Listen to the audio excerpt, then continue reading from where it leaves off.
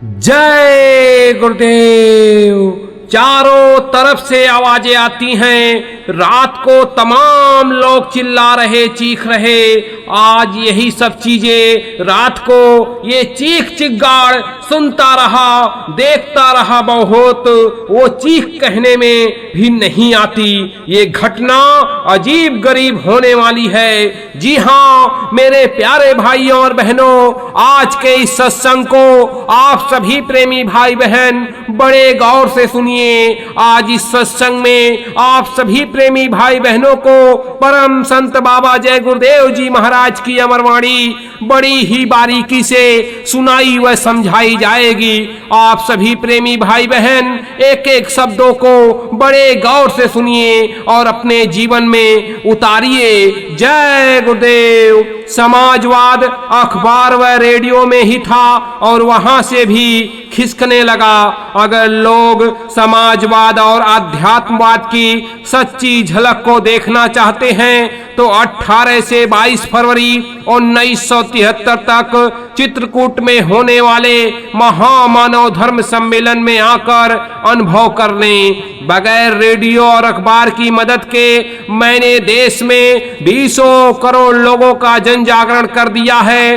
आंदोलन, हड़ताल, तोड़फोड़ न करने, शराब का सेवन न करने, राज नियमों का पालन करना आदि का देश में जो अभियान चलाया है उसमें किसी ने यह नहीं कहा कि देश का सुधार करना नहीं चाहते हैं। वे चाहते हैं कि गरीबी बनी रहे और हम राज करते रहें। उन्हीं मेरी अच्छी बातों का तो कम से कम साथ देना चाहिए। यह मधुवन वो स्थान है जहां कृष्ण गौएं चराते थे।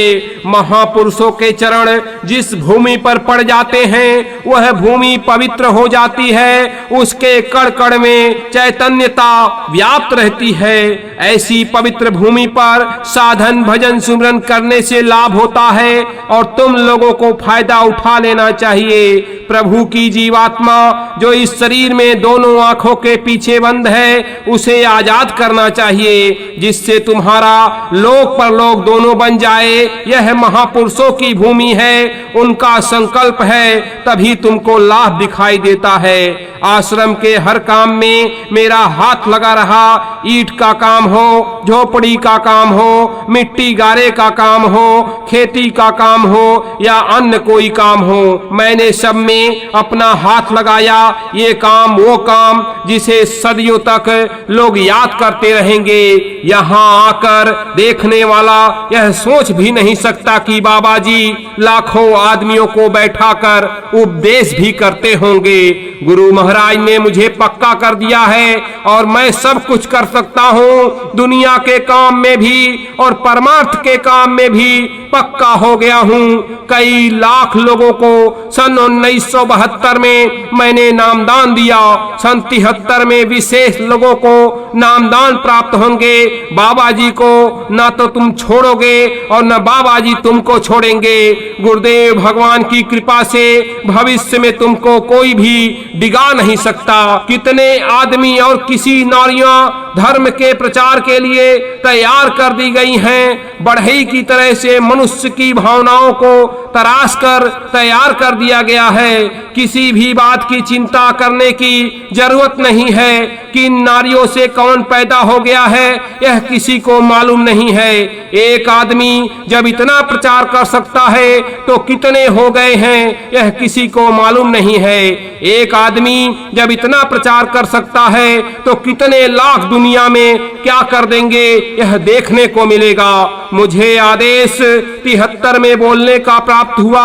उस मालिक को इस शरीर से जैसे भी सेवा लेनी मंजूर होगी वैसा ही करूंगा। मैंने तुम लोगों को पढ़ा लिखा कर खड़ा कर दिया है। प्रेम ज्ञान भक्ति की आग जल चुकी है। अक्लमंद उसी को कहते हैं जो समय के अनुसार काम करे और समय से फायदा उठा ले। अगर तुम अपने को गरीब समझते हो तो हनुमान कोई करोड़पति नहीं थे। राम ने भी गद्दी छोड़ दी थी और फकीर बन गए थे। हनुमान ने भी फकीर की बात को मान लिया।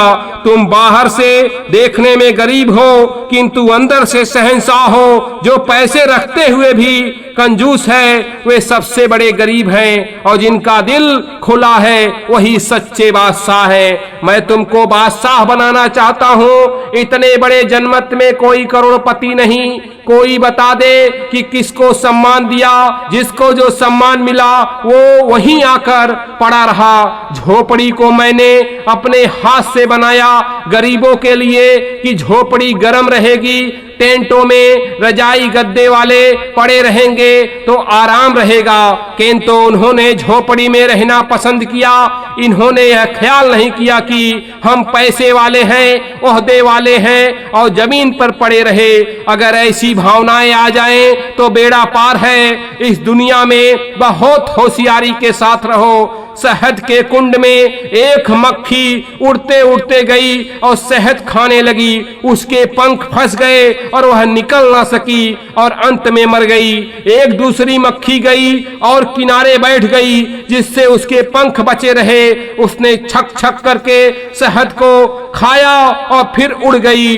दुनिया में तुमको भी इसी प्रकार रहना चाहिए। काम सब करो मगर लगाव किसी से नहीं। अगर लगाव रहेगा, मोह होगा तो फंस जाओगे। इंद्रियों का बोलबाला रहेगा और वह सुख 4 दिनों का है। बाल अवस्था, किशोर अवस्था, जवानी अवस्था और फिर वृद्धा अवस्था तो आनी ही है। इसलिए पहले से चेत जाओ और महात्माओं के निकट में आओ, तब समझ आ सकेगी। बच्चे अपने जीवन को उठाएं। अगर वे अपना काम पूरा करना चाहते हैं, सुखी रहना चाहते हैं तो मेरी बातों को मान लें। भारत में बच्चों के द्वारा ही परिवर्तन होना है। रावण मारा जाएगा और लंका भी फूंक दी जाएगी। एक नया जमाना आएगा और भारतवर्ष का प्रभुत्व सारे विश्व पर हो जाएगा। धर्म नीति को अपनाना होगा और राजनीति धर्म नीति पर ही आधारित होगी। ब्रह्मचर्य सब अवस्था में फायदा करता है। एक तो शरीर में ताकत रहती है, दूसरे शरीर में फुर्ती रहती है, हर काम में दिल लगता है, बीमारी पास नहीं आती है, भजन करने में मन लगता है, काम वासनाएं कम उठती हैं, एक नारी व्रतधारी होता है और भी ब्रह्मचर्य के लाभ हैं। काम वासनाएं किन वस्तुओं से जागृत होती हैं? जितनी तामसी चीजें खाने की होती हैं उनके खाने से वासनाएं जाग जाती हैं। जैसे शराब, अंडा, मांस, मछली, गर्म दवाएं, इनसे वासनाएं जागती हैं और मन, आंख चलायमान होते हैं। फिर शरीर में काबू नहीं रहता। कोई मनुष्य बीमारी से खाली नहीं रह जाएगा। हर मनुष्य मरीज होगा। देश में क्या होगा यह भविष्य बता देगा। जिस रूह को मुर्शिद एक बार अनहद शब्द का दिव्य संगीत सुना देते हैं, उस रूह के अंदर सत्यलोक वापस जाने की विरह जागृत होती है।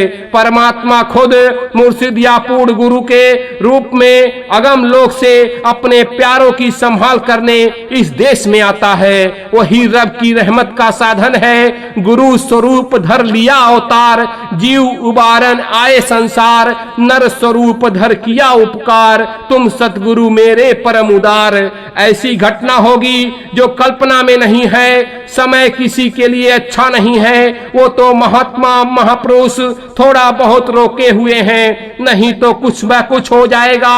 वही हम लोगों को बताते हैं कि थोड़ा दूर तक बुद्धि से सोचो तो अच्छा रहेगा। इसमें सब लोग शामिल हैं, हिंदू भी, मुसलमान भी, सिख भी, ईसाई भी। चारों तरफ से आवाजें आती हैं। रात को तमाम लोग चिल्ला रहे, चीख रहे।